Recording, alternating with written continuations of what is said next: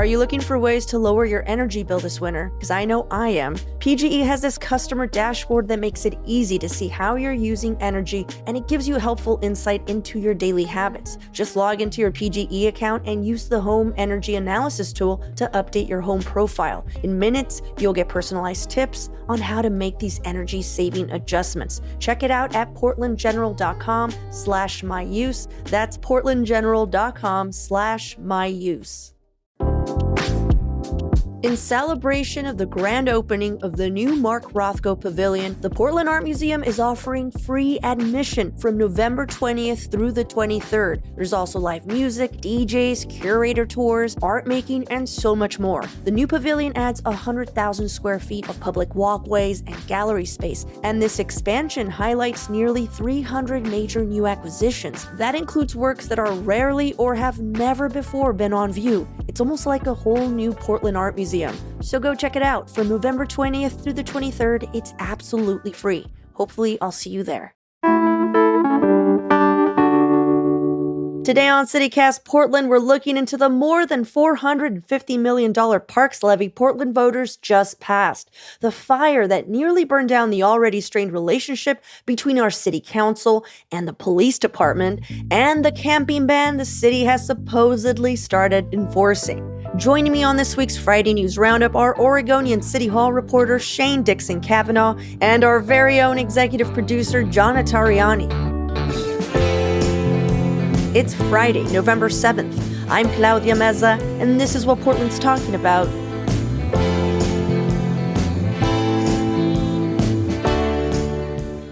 Welcome, everyone, to the Friday News Roundup. Shane, John, thank you for joining me this morning. Good morning, Claudia. I'm so happy to be back on the show. I truly am. It's always a pleasure to have you, Shane. So for those of you new to the show, today is the day we break down some of the biggest local stories of the week with some of the best and brightest journalists in town, like Shane here, who's drinking a smoothie. But before we jump into the news, I usually ask our guests an opening question so our listeners can get to know them just a little better. And today's opening question is related to the news that the $400 million tax levy to maintain Portland parks passed. Shane is going to break that down for us in a little bit, but before he does, I want to know how you two voted for it. So, was it a yes? Or, I'm just joking. Claudia, so provocative. The face. The only one who broke was John. Shane just was stone cold. Reporter, I'm never going to tell you. John was like, what am I supposed to say? Did you like that dispassionate demeanor I presented? It was good. You were smiling before, and then you just shut it down. No, what I really want to know is what your favorite Portland park is and why. And if you have a story worth sharing about that park, go for it. Oh my gosh, I am just gonna shoot from the hip and say that my favorite park is Kelly Point Park, up at the corner of St. John's, the confluence of the Columbia and Willamette Rivers. It is the perfect park because there are beautiful green areas, there's picnic tables, you can have a group together and eat lunch, but there's also beaches on either side of it. And as delightful as the beaches on Sauvie Island are, there can be a huge traffic jam getting in and out of there. It can be a pain. That doesn't happen at Kelly Point Park. It's really easy to get there in the summer and just chill out by the water. And as a former resident of St. John's, that was a park that was super close to me, so I used to spend a bunch of time up there. But yeah, Kelly Point is still very dear to my heart. Well, first I'm just going to say that, John, Kelly Point Park is simply dreamy. I don't live anywhere near it, but I love going up there. I also absolutely love the word confluence. When you said that, I just got chills up and down my body because it just feels so good to hear and to say confluence. You feel me? It is a preferred trivia of mine because people are always like, wait, where do these rivers come together? Kelly Point, baby. Yeah. So I am just going to say, without a doubt, my favorite park in all of Portland is Mount Tabor Park.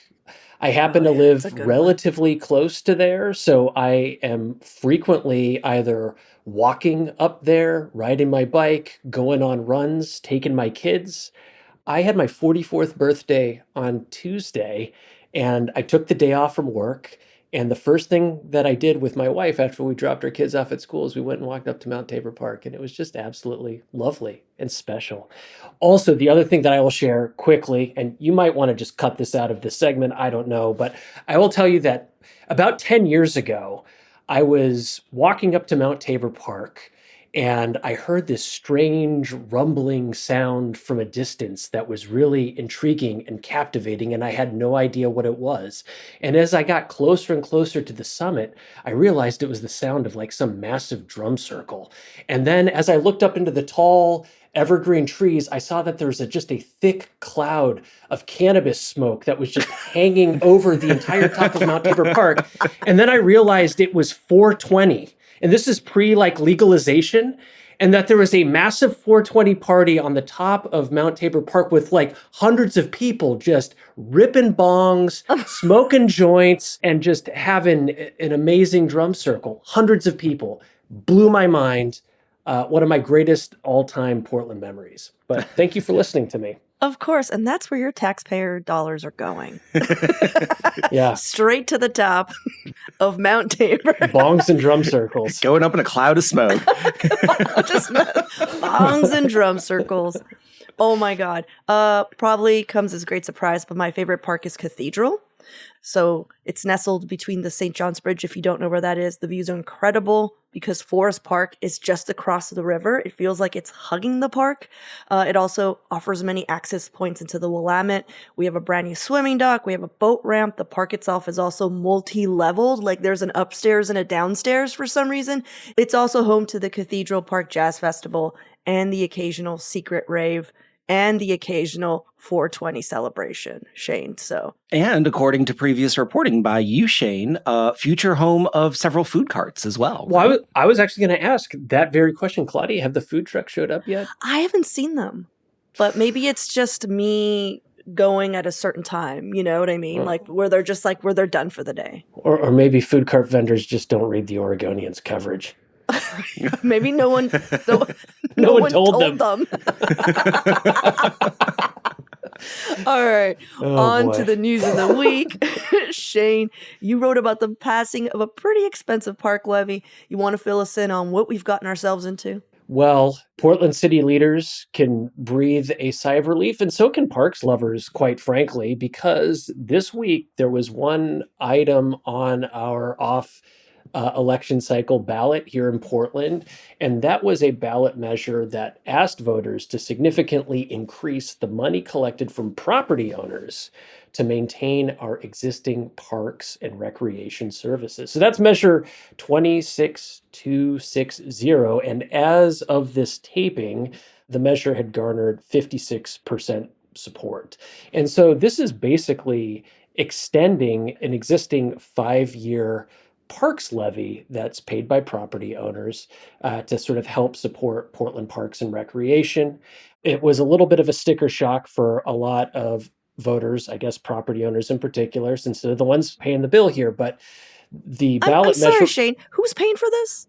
homeowners, and commercial. You said it like property 20 owners. times, and I love it. You're like, anyhow, paid by property owners. Well, yeah, for property owners. It's a property tax. I hear you, Shane. I just think it's kind of funny. Sorry, I don't read too much into the repetition there. But anyways, it does increase Portland's current parks levy by 75%. And at the same time, this is just to sort of maintain existing operations with Parks and Rec with the city of Portland. So that means that the increased levy will now cost a median residential homeowner in Portland about $310 a year, about $25 a month. That's up from the current $177 annually. Also, commercial property owners are going to pay about $439 on average, up from about $251.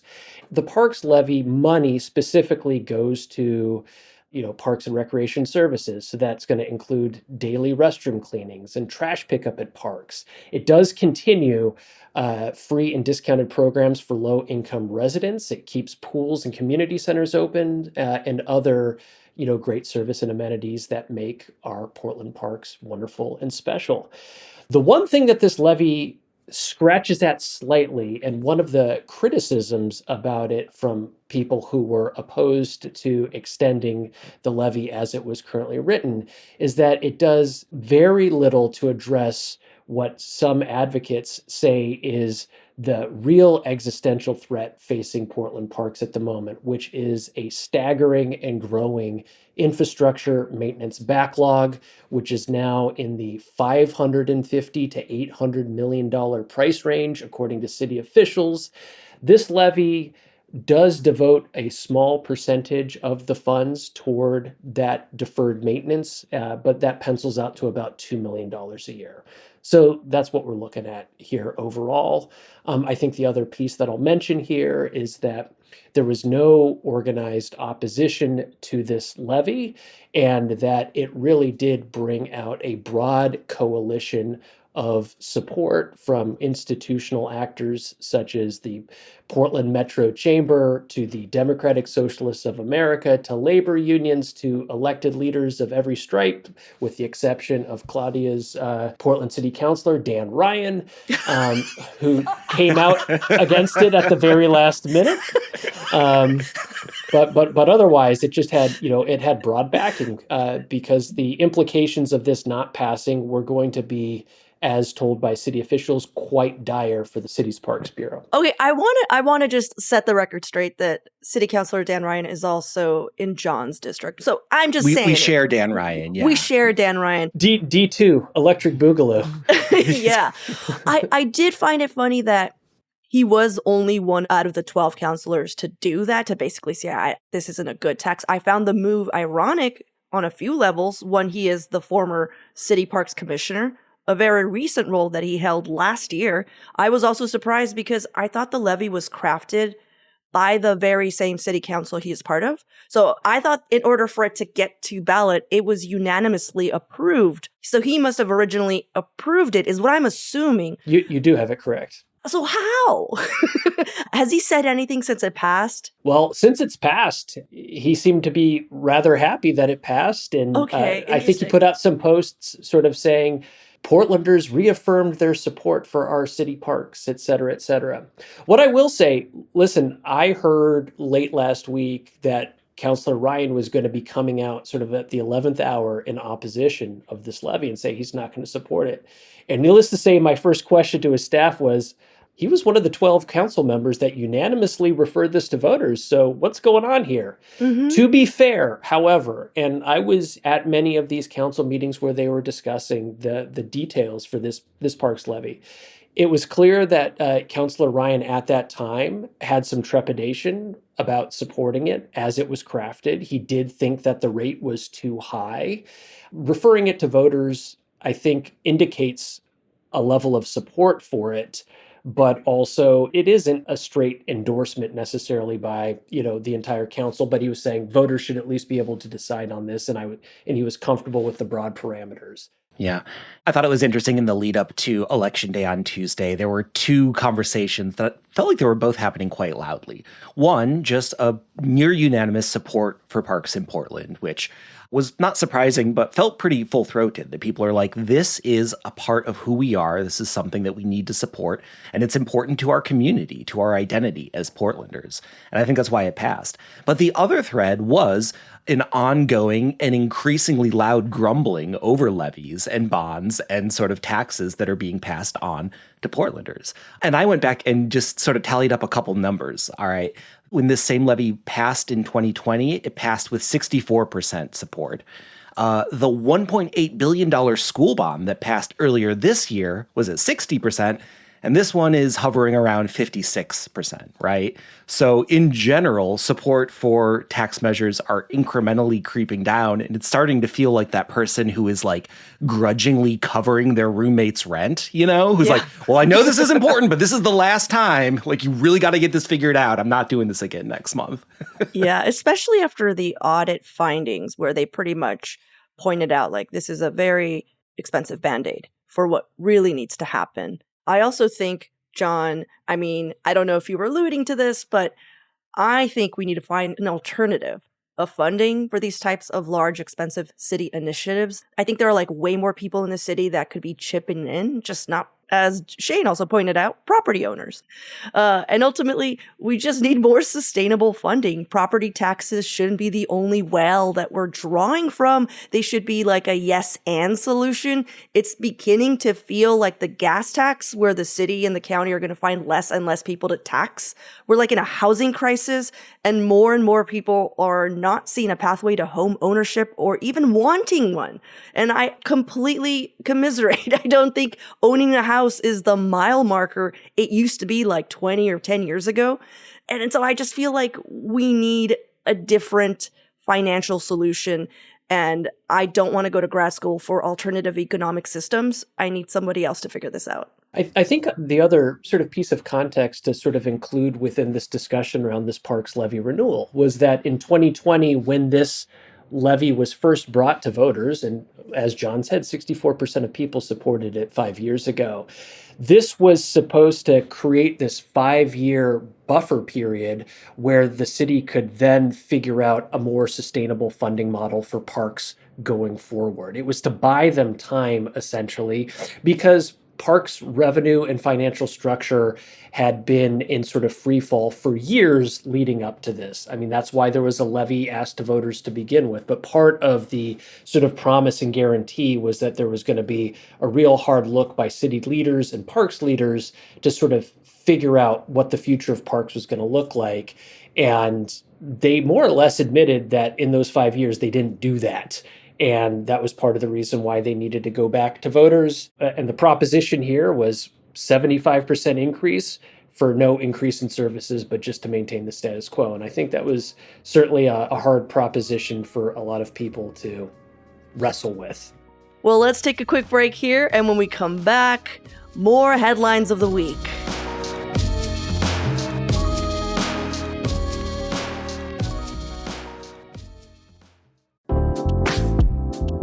We're getting to that time of year when we start sending out holiday cards and gifts to friends and family. And for me, it's always been a struggle to find cute stationery that isn't $1 million and isn't, kind of ugly. But I found an option that is woman and BIPOC owned, sustainable, supports local artists, has beautiful designs, and is printed right here in Portland. Allport Editions has been making artistic greeting cards and gifts since 1982. And they have an adorable storefront in the Kearns neighborhood, so you can go check them out yourself. Right now, they're having a holiday preview sale, which runs through November 10th, and CityCast listeners get 10% off all holiday items, plus a free gift online at allports.com or in store using the code CityCast25. They're also throwing in free shipping on orders over $75. Currently, my favorite design is their Holidays in Portland. It's this super colorful kaleidoscope of landmarks, landscapes, and activities that define our city during the holidays.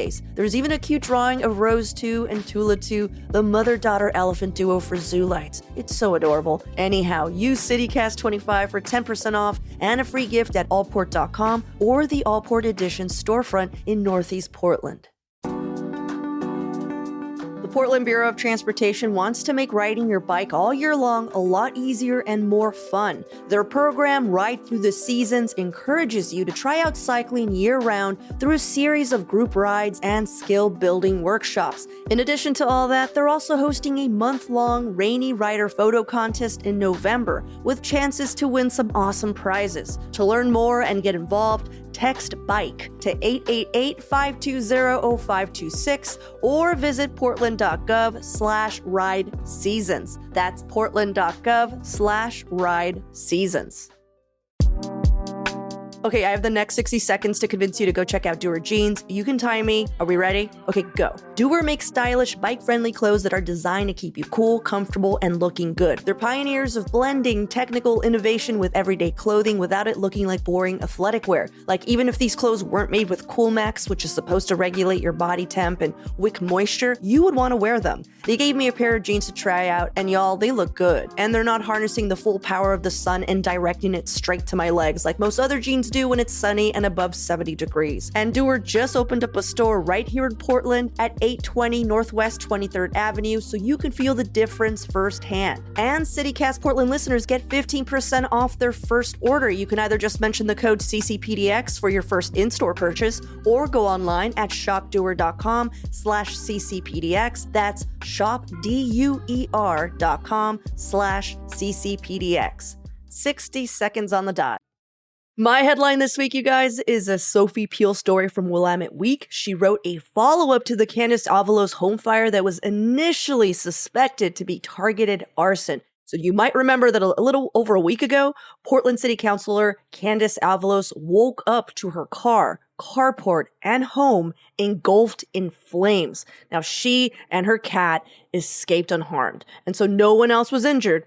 But when we last talked about it, last week during our midweek roundup, we left it off at Police Chief Bob Day and Fire Chief Lauren Johnson, both saying in a joint statement that their investigation determined that this was not a targeted act of violence, which was the suspicion that, Candace Avalos, who is a Black Latina, politician, was targeted. Now, this Tuesday, an arrest was made.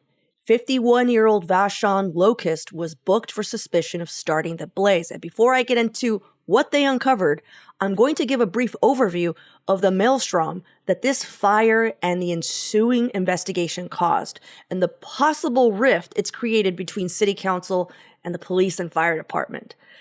So the fire occurred Sunday, October 26th. The statement by investigators saying there was no evidence to suggest the fire had been set deliberately or that it targeted Avalos was issued the very next day. So this kind of set off a few of the city councilors because they thought it was a premature assessment, and they began to question the integrity of their investigation. So Avalos, a few days later in a blog post, took exception to the police announcing that they found nothing to suggest that the fire was meant to harm her. Her post included this statement: "Whatever the cause, this didn't happen in a vacuum. In our current national context, it's hard not to connect this moment to everything happening around us. The threats, the division, the way public service sometimes puts a target on your back." In that very same blog post, she also noted that a policy staffer in her office recently received an email that read, "Hope the entire state burns and your house is the first one to go." So I feel like we could see why Avalos wasn't just going to sit there and be told everything was fine. But it wasn't just Avalos. See, some city councilors began putting pressure on investigators to do more and to do it quickly. The Portland Police Bureau presented Avalos with a list of 38 steps it had taken once this pressure was coming towards them, and they're just like, hey, we want to show you everything that not only we've done, but we plan to do. And the list was extensive. It included 10-hour scene reconstruction and examination, surveillance footage from every possible source they could find, including TriMet. There were people from the Major Crimes Unit on the case, including a member from the U.S. Bureau of Alcohol, Tobacco, Firearms, and Explosives. So that's a federal bureau. All the list did, since not all the questions it posed were answered, was that it made the city councilors and Avalos believe that, hey, you still made a premature statement. So over this past weekend, Councilor Loretta Smith, who I might add, actually does clash with Avalos on policy frequently, stepped up to support her and her concerns and was actually ready to go public, make a stink of the fact that the police and fire department were still not finished with their investigation, and they were still denying the possibility of a political implication for the fire. And, she was just going to go in and just be like, this isn't right. And all this was happening in the background while this investigation was happening. And if Police Chief Day hadn't spoken to Councilor Smith and carefully outlined all he was going to do that he hadn't somehow shared with the public, we would have had this public showdown. It would have been, I assume, messy, which is why Sophie was writing about it, because she's like, this could have gone kind of awry, if they hadn't found their person right away. So what the investigation ended up finding out was that Vashon Locust entered this nearby shed, again, not even on the property of Councilor Avalos. He went in to plug in a portable heater to an outlet at this shed. But when that didn't work, he lit a small fire. The fire then grew. It burned Avalos' car, side of her home. After all that back and forth between the investigators and city council, it had been a homeless man just trying to keep warm. What are you guys' thoughts? Wow. Where to begin here? What you've just outlined, there are so many layers to sort of peel back and considerations and kind of perspectives and points of view to factor into this whole entire sort of saga. However, what I will say is this, I've been covering Portland city politics and city government for 5 years now. And, within the current political climate, both locally and nationally, elected officials have been the targets of violence repeatedly here locally. Hmm. I remember when, during the 2020 protests, people set fires in the lobby of the condo where Ted Wheeler was living at the time. Dan Ryan had his house repeatedly vandalized in the fall of 2020. Somebody fired a bullet through the office window of Councilor Joanne Hardesty. I mean, all of that is, factoring into how an elected official might feel when all of a sudden their carport and home has caught on fire in the middle of the night.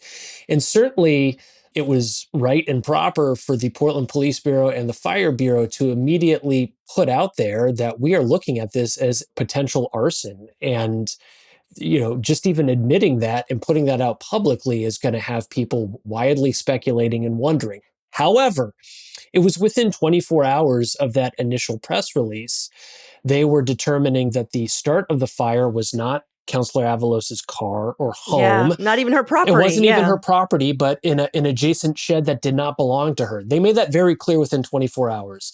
And that was part of the reason why they were inclined to believe that this wasn't a targeted attack. It did not appear to be arson because there wasn't the telltale signs of an arson attack.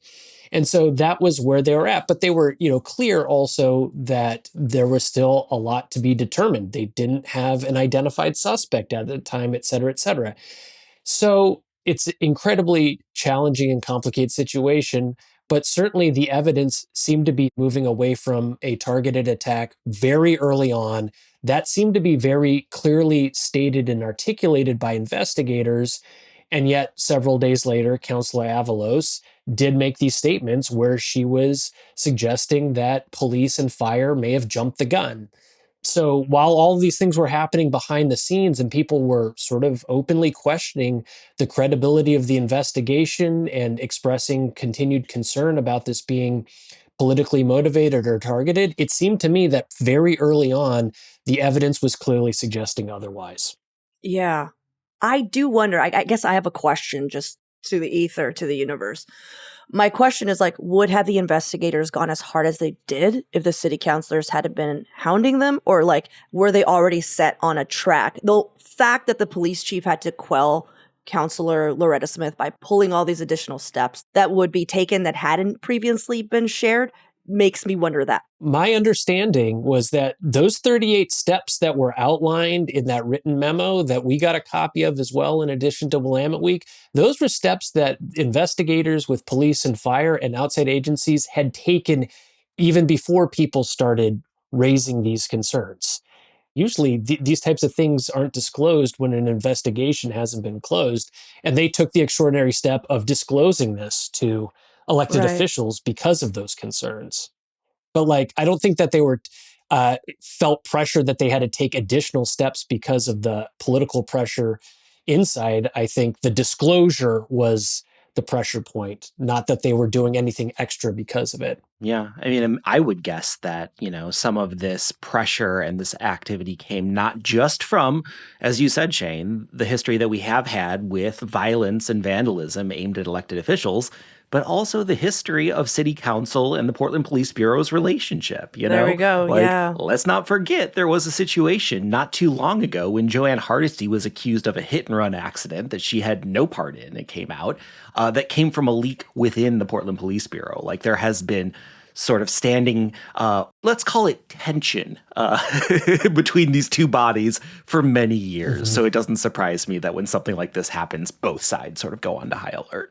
That is so true, John. And another thing I wanted to point out for those who are just who is this Joanne Hardesty? She was a commissioner. This is before we had city councilors, and she was also a Black woman.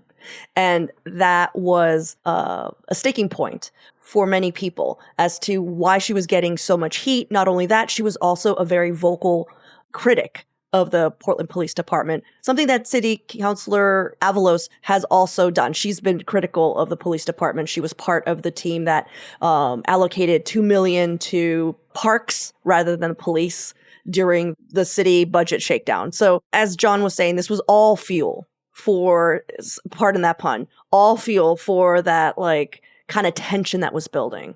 But the irony to me, the like, oh, of course, this is the Portland story. It was actually someone from the unhoused community that was just looking for warmth.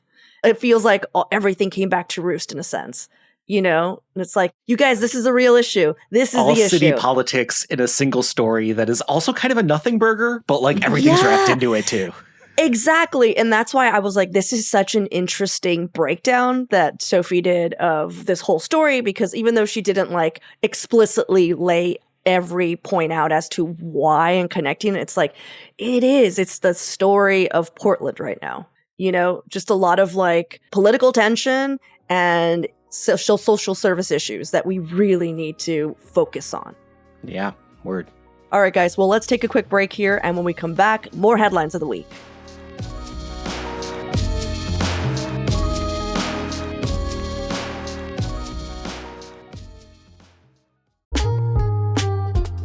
Are you looking for the perfect spot for your holiday party, winter art show, or maker pop-up? You should check out Art Design Exchange. Their beautiful, art-filled venue in Portland's Central Eastside can host up to 100 guests and is open for booking 9 a.m. through 10 p.m. 7 days a week. You can rent the space and do everything yourself, or let their team craft a full experience, complete with local music, food, drinks, and hands-on creative workshops. Whether you're hosting a company celebration or a community event, ADX will help you bring your vision to life within your budget. Contact them by heading to artdesignexchange.com. That's artdesignx, like the letter X, change.com. Or give them a call at 971-245-4297.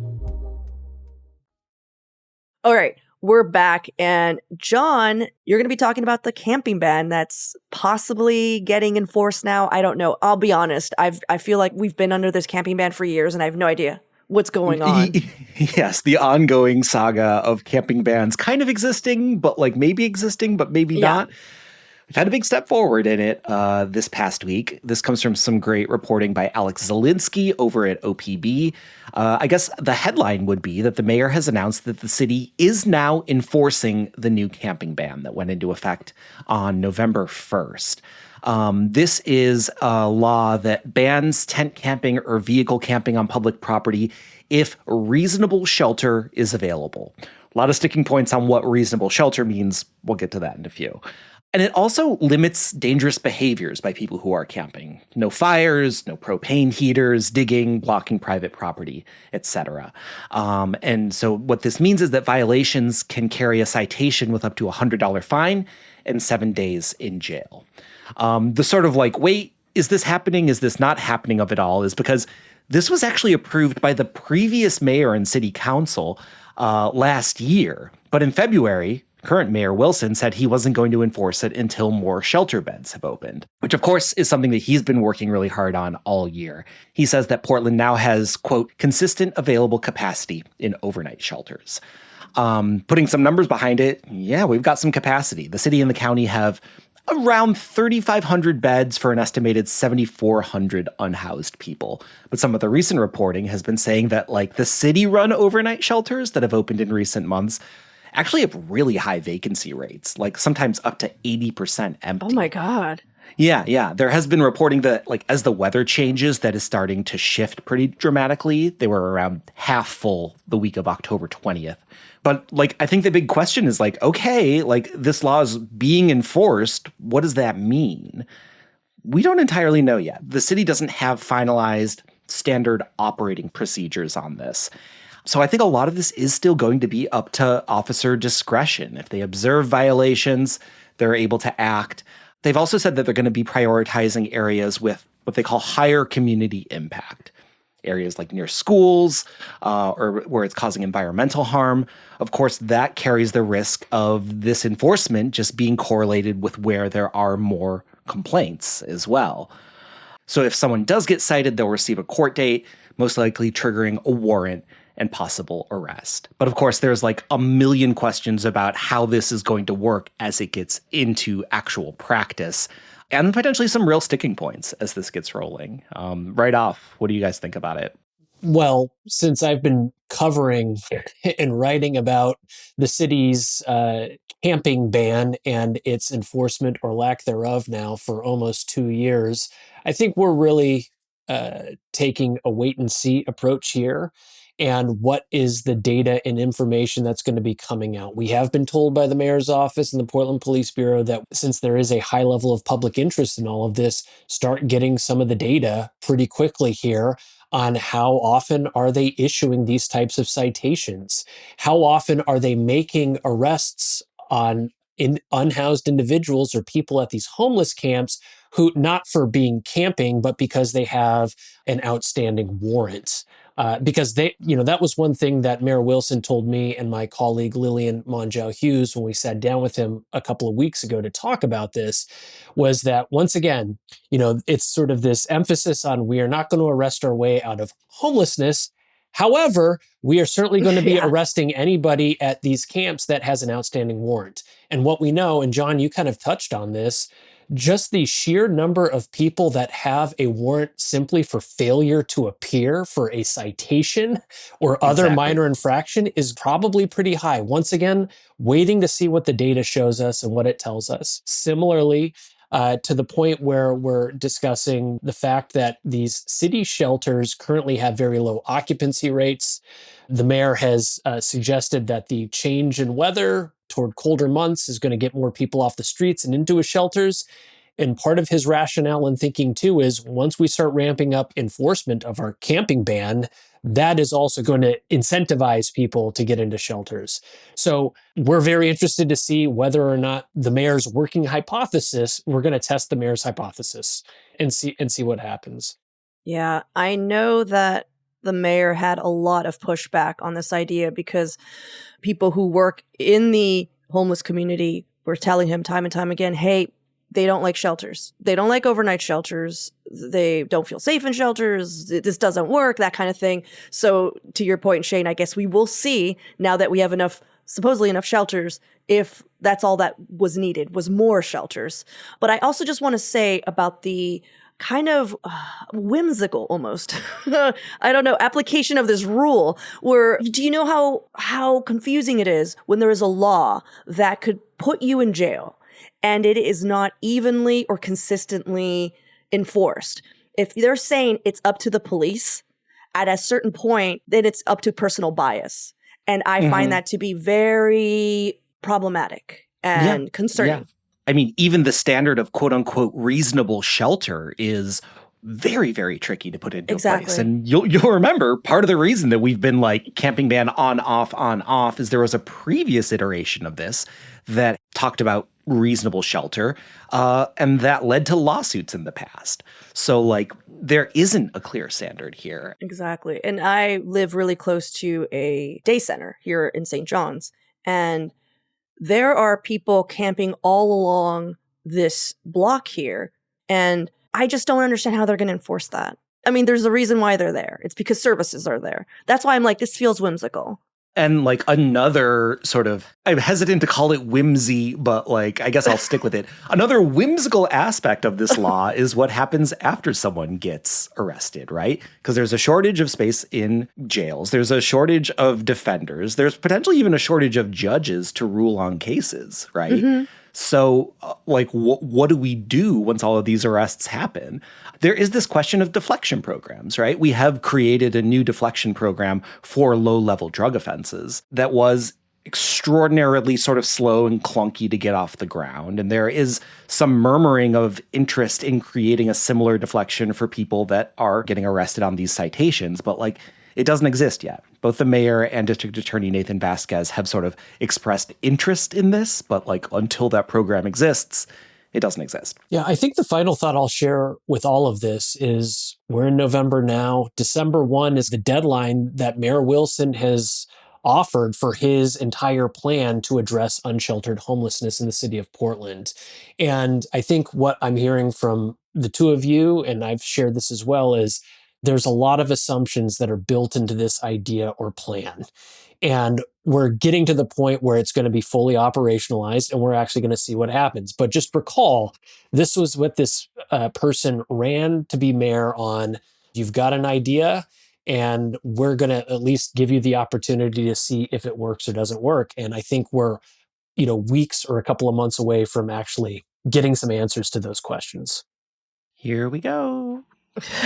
John, so joyful. I hope that sounded like terror and not glee. I heard more from you, John, more like, wee! That's what I was like. We were at the top of a roller coaster at that point. And John just looked at me and was like, hold my hand. But I hear what you're saying, John, and I guess we'll see. Well, before we head out, let's change the tone here. We have some shout outs from members of our Portland Neighbors program. It's one of the perks of being a paying member of CityCast Portland is the opportunity to shout out a local business or organization that you love, as well as member-only events. And if you are a member, you should have gotten an invite for one of those yesterday. All right, John, do you want to kick us off? I would love to. I have one from Thomas R.M., and it is our first ever submission in the form of a haiku. It is about the Green Drop Garage, which I will now perform for all of you.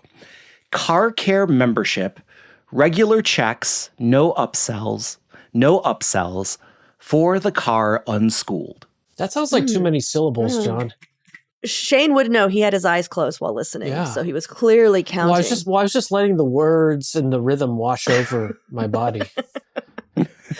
Oh, man. Well, I have one from Riley G. For So Susty. My partner took 3 sewing classes with Ruby, and now she's hemming, fixing clothes, and dreaming up fun ways to use her new sewing skills. Her puns will leave you in stitches.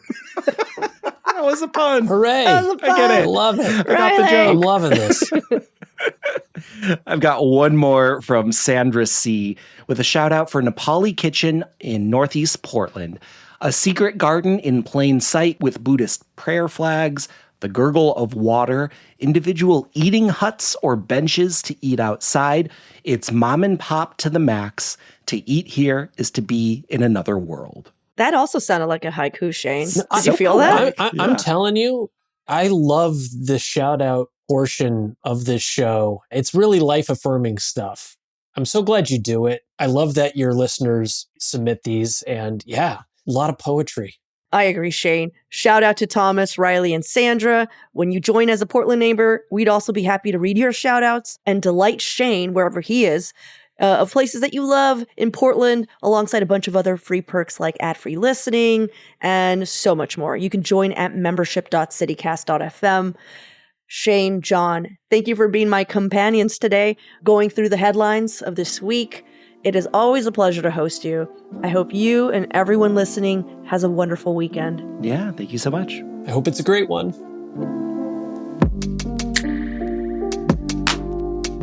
That's all for today here on CityCast Portland. Thank you so much for listening. Our podcast production team this week was John Notarianni, Julie Fiaioni, Zoe Colkin, Laura Satsui, and myself. Our Hey Portland newsletter editor is Rachel Monahan, and our host is me, Claudia Meza. Original music by Jenny Conley and Stephen Drizos. Additional music by All the Kimonos, as well as Sarah the Instrumentalist, Timothy Infinite, and Gregory David, courtesy of Epidemic Sound, along Opal 99 and D-May, courtesy of Triple Scoop Music. We'll be back Monday morning with more from around the city. Until then, see you at Slim's.